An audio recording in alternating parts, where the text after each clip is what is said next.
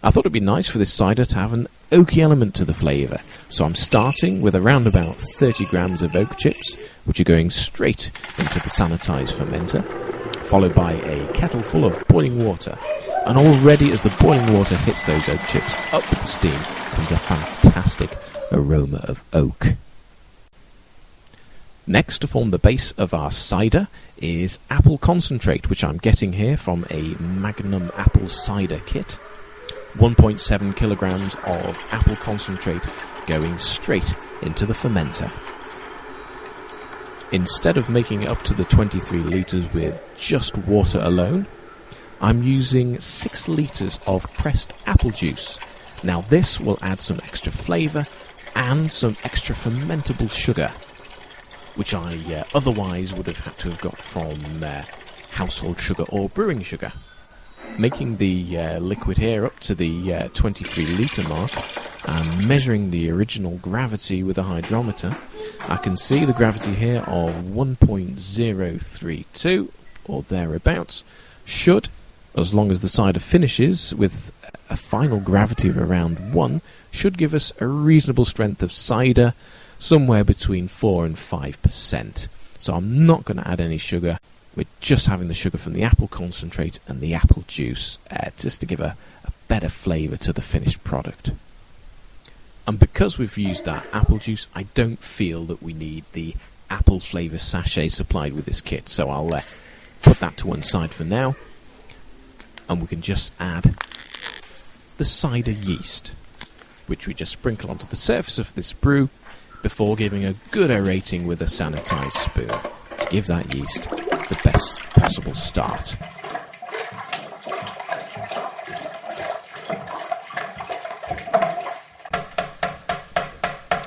So all we need to do now is put the lid on, fit the bubble trap, and leave to ferment away.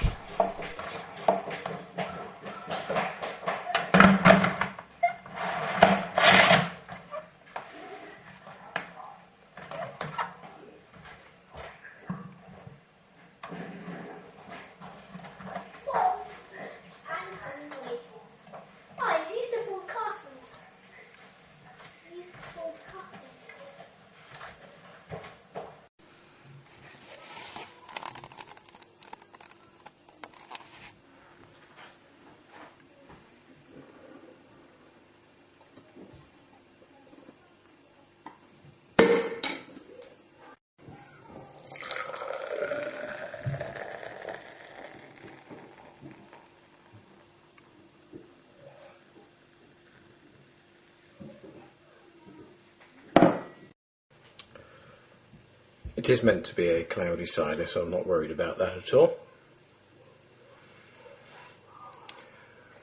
There's not a particularly strong smell to it, just vaguely cidery.